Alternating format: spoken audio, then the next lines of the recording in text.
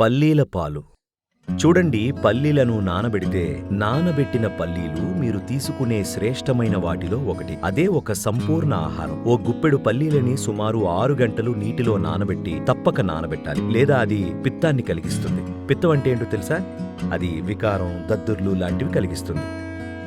6 గంటలు నానబెట్టాక బాగా నమిలి తినటం ఒక విధానం. లేదంటే మిక్సీలో వేసి అరటిపండు, మామిడిపండు, పనసపండు మీకు నచ్చింది ఏదైనా కలపచ్చు.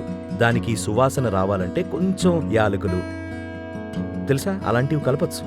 తేనె కలపాలనుకుంటే తేనె కలిపి బాగా కలపండి. ఒకవేళ జావలాగా తినాలంటే చిక్కగా చెయ్యొచ్చు, లేదా కొన్ని నీళ్లు కలిపి పాలలా చెయ్యొచ్చు, అంటే ఒక మిల్క్ షేక్ లాగా. ఇలా పెద్ద గ్లాసులు పల్లీల పాలు తాగారంటే అది ఒక సంపూర్ణ ఆహారం. చక్కగా 4-5 గంటలు ఆకలి వేయదు. ఇది మంచి బ్రేక్ఫాస్ట్. ఇంకా మీ కాల్షియం అవసరాలన్నీ తీరుస్తుంది. ఇది 3 నిమిషాల్లో తయారు చేసి 2 నిమిషాల్లో తీసుకోగల మంచి బ్రేక్ఫాస్ట్. ఉదయం పూట హడావిడిగా ఉండేవాళ్ళకి ఇది ఆరోగ్యంగా, శక్తివంతంగా ఉంచుతుంది.